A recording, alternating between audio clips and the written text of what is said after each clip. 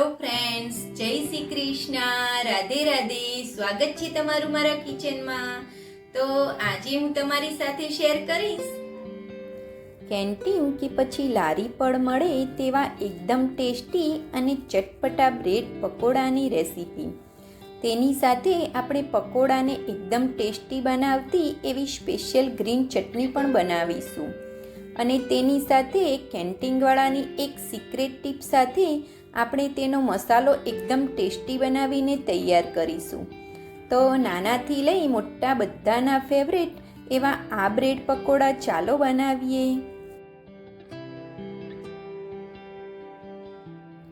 તો સૌપ્રથમ બ્રેડ પકોડા બનાવવા માટે મેં આ 700 ગ્રામ જેવા બટેટા લીધા છે.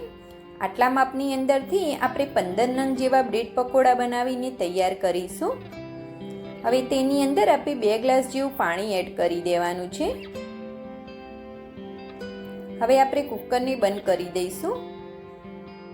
હવે આ કુકરને આપણે ગેસ ચાલુ કરી અને 5 થી 6 વિસલ કરી લઈશું.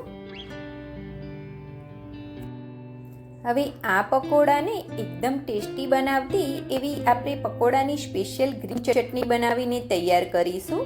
તો તેની માટે મેં એક મિક્સર જાર લઈ લીધું છે.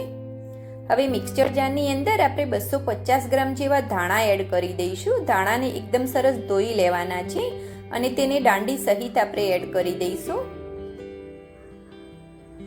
અને તેની સાથે આપણે 100 ગ્રામ જેવા ફુદીનાના પાન એડ કરી દઈશું. ફુદીનાના પાનને પણ આપણે એકદમ સરસ વોશ કરી લેવાના છે. હવે તેની સાથે આપણે 5 થી 6 કળી લસણ એડ કરી દઈશું. એક ટુકડો આદુનો આ રીતે કટિંગ કરીને એડ કરી દેવાનો છે. 4 થી 5 આપણે તીખા લીલા મરચાં એડ કરી દઈશું કટિંગ કરીને. હવે તેની અંદર આપણે 1 ચમચી સંચળ પાવડર એડ કરીશું. 1 ચમચી મીઠું એડ કરી દઈશું. 1 લીંબુનો રસ એડ કરી દઈશું. તેની અંદર આપણે થોડાક સિંગદાણા એડ કરી દેવાના છે, જે આપણી ચટણીને થિકનેસ આપશે. 1 ચમચી આપણે જીરું એડ કરી દઈશું. હવે તેની અંદર આપણે 2 ચમચી ફૂલ ભરીને દળેલી સાકર એડ કરી દઈશું. તમે ખાંડ પણ યુઝ કરી શકો છો. આ ચટણી આપણે થોડી ખાટી મીઠી બનાવીને તૈયાર કરવાની છે. પકોડાની ચટણી હંમેશા ખાટી મીઠી હોય છે. હવે તેની સાથે આપણે 4 થી 5 આઈસ ક્યુબ એડ કરવાના છે.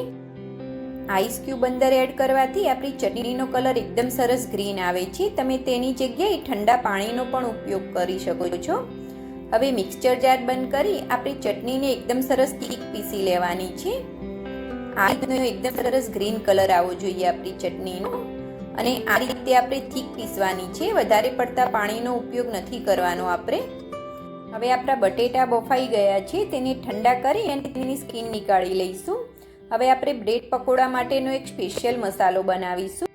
તો તેની માટે મેં 2 ચમચી જેવા ધાણા અને 1 ચમચી જીરું લીધું છે. હવે તેને ગેસ ચાલુ કરી અને થોડુંક શેકી લેવાનું છે. થોડોક લાઇટ ગોલ્ડન કલર આવે ત્યાં સુધી આપણે શેકી લઈશું. આપણા ધાણા અને જીરું એકદમ સરસ શેકાઈ ગયું છે. આ રીતનો થોડો ગોલ્ડન કલર આવે ત્યાં સુધી તેને આપણે શેકવાનું છે. હવે ગેસ બંધ કરી દઈશું અને તેને આપણે ઠંડુ કરી લેવાનું છે. હવે આપણા ધાણા અને જીરું એકદમ સરસ ઠંડુ થઈ ગયું છે. તેને આપણે આ રીતે દરદરું વાટી લઈશું. આ રીતે મસાલો બનાવીને આપણે બ્રેડ પકોડાના મસાલાની અંદર એડ કરીશું તો આપણા મસાલો એકદમ સરસ ટેસ્ટી બને છે. હવે એક પેનની અંદર આપણે 2 ચમચી જેવું તેલ ગરમ થવા માટે મૂકીશું. તેલ આપણું ગરમ થાય એટલે તેની અંદર આપણે અડધી ચમચી જેવી રાઈ એડ કરવાની છે. અડધી ચમચી હિંગ એડ કરી દઈશું. 1 નંગ લીલું મરચું ઝીણું કટિંગ કરીને એડ કરી દેવાનું છે. અડધો ટુકડો આદુને આ રીતે ખમણી અને અંદર એડ કરી દઈશું આપણે. હવે આ આદુ મરચાંને આપણે થોડાક સાતરી લઈશું. આદુ મરચાં આપણા સંતળાઈ ગયા છે. હવે તેની અંદર આપણે અડધી ચમચી જેવી હળદર પાવડર એડ કરી દઈશું. હવે જે મસાલો બનાવીને રાખ્યો હતો તેમાંથી આપણે 2 ચમચી જેવો મસાલો અંદર એડ કરી દેવાનો છે.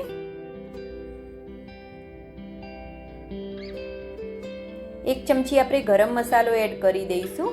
1 ચમચી આમચૂર પાવડર એડ કરી દેવાનો છે.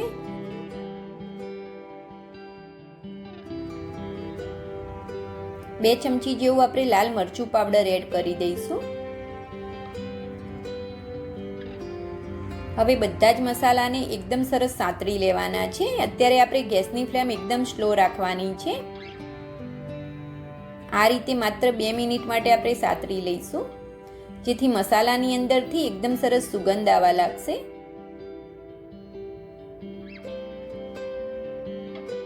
હવે તેની અંદર આપણે બાફેલા બટેટા એડ કરી દઈશું. આ રીતે હાથેથી મેશ કરી અને અંદર એડ કરી દેવાના છે.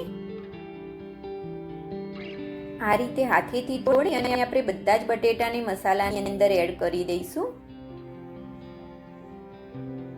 હવે બટેટા અને મસાલાને આપણે એકદમ સરસ મિક્સ કરી લેવાનો છે. અને આ રીતે થોડાક બટેકા આપણે આખા રહી ગયા હોય તેને આ રીતે મેશ કરતા જવાનું છે. હવે તેની અંદર આપણે 2 થી 3 ચમચી જેવું પાણી એડ કરવાનું છે. આ મસાલાને આપણે થોડોક લચકા પડતો બનાવવાનો છે, જેથી બ્રેડની ઉપર આપણે એકદમ આસાનીથી સ્પ્રેડ થઈ જાય. એટલે તમારે થોડુંક પાણી એડ કરવાનું છે, જેથી મસાલો આપણો એકદમ ડ્રાય ના બને. હવે તેની અંદર આપણે 1 ચમચી જેવું મીઠું એડ કરી દઈશું. 1 ચમચી આપણે સંચળ પાવડર એડ કરવાનો છે. 2 ચમચી જેવી આપણે દળેલી સાકર એડ કરી દઈશું. અંદર તમે ખાંડ પણ લઈ શકો છો. હવે તેની અંદર આપણે થોડાક લીલા ધાણા એડ કરી દઈશું. હવે બધી જ વસ્તુને આપણે એકદમ સરસ મિક્સ કરી લેવાનું છે. આ મસાલાને આપણે થોડોક લચકા પડતો બનાવવાનો છે, એકદમ ડ્રાય નથી બનાવવાનો, જેથી બ્રેડની ઉપર એકદમ આસાનીથી સ્પ્રેડ થઈ જશે. આ રીતે થોડોક ઢીલો હોય એ રીતનો બનાવવાનો છે. હવે આપણો સરસ મજાનો ટેસ્ટી અને ચટપટો મસાલો બનીને તૈયાર છે. ગેસ બંધ કરી દઈશું. હવે એક પેનની અંદર આપણે 1.5 કપ જેવો ચણાનો લોટ લેવાનો છે. આ ચણાનો લોટ મેં ચાળીને જ લીધો છે ફ્રેન્ડ્સ. હવે તેની અંદર આપણે 1 ચમચી મીઠું એડ કરી દઈશું. 1 ચમચી અજમો આ રીતે મસળી અને અંદર એડ કરી દેવાનો છે. આ સ્ટેજ ઉપર તમે થોડી હળદર પણ અંદર એડ કરી શકો છો.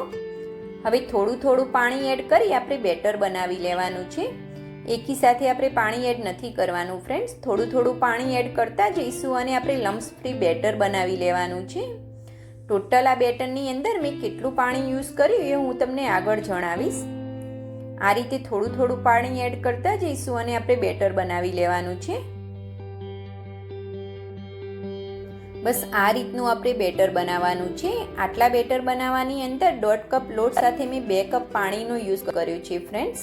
હવે આ બેટરને આપણે એક જ ડાયરેક્શનની અંદર ફેટી લેવાનું છે, જેથી બેટરની અંદર આપણા હવાના કણ ભરાશે અને આપણે વધારે પડતો સોડા અંદર એડ કરવાની બિલકુલ પણ જરૂર નહીં પડે. આ રીતે આપણે એક જ ડાયરેક્શનની અંદર ફેટવાનું છે બેટરને. હવે 5 મિનિટ આપણે બેટરને ફેટ્યા પછી આપણા બેટરનો કલર પણ ચેન્જ થઈ ગયો છે.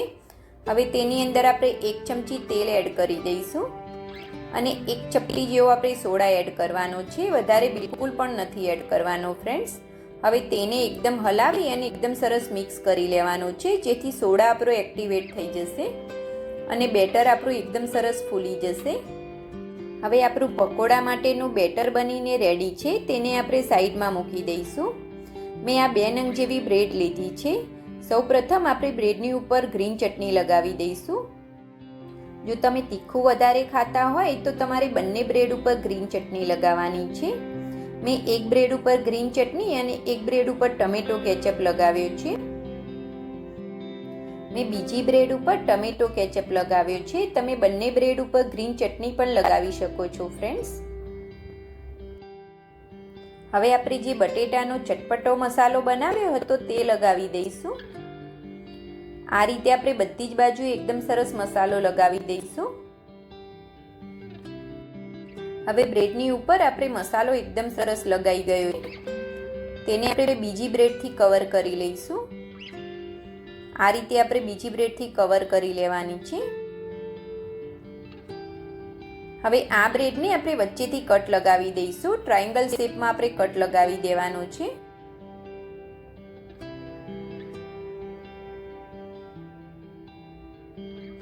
આ રીતે આપણે ટ્રાયેંગલ શેપમાં કટ લગાવી દઈશું. હવે આ બ્રેડને આપણે બેટરની અંદર એડ કરી દઈશું અને બ્રેડને આપણે બેટરથી એકદમ સરસ કવર કરી લેવાની છે. મેં એક બાજુએ તેલ ગરમ થવા માટે પણ મૂકી દીધું હતું ફ્રેન્ડ્સ. આ રીતે આપણે બ્રેડને બધી જ બાજુએથી બેટરથી કવર કરી લઈશું. તેલ આપણું એકદમ સરસ ગરમ થઈ જાય પછી ગેસની ફ્લેમને આપણે મીડિયમ કરી દેવાની છે અને મીડિયમ ગેસની ફ્લેમ ઉપર આ પકોડાને આપણે તળવાનો છે. થોડોક પકોડો આપણો એક બાજુએથી તળાય પછી આપણે તેને પલટાવી લઈશું. આ રીતે આપણે ફેરવીને પકોડાને તળવાનો છે અને એકદમ સરસ ક્રિસ્પી થાય ત્યાં સુધી આપણે પકોડાને તળવાનો છે. હવે થોડીક જ વારમાં આપણા પકોડાનો કલર સરસ ચેન્જ થઈ ગયો છે અને એકદમ સરસ લાઇટ ગોલ્ડન કલર આવી ગયો છે. તો આપણો સરસ મજાનો પકોડો તળાઈને રેડી છે, તેને આપણે નીકાળી લઈશું. તો આપણો સરસ મજાનો બ્રેડ પકોડો બનીને રેડી છે ફ્રેન્ડ્સ. તેને આપણે નીકાળી લઈશું.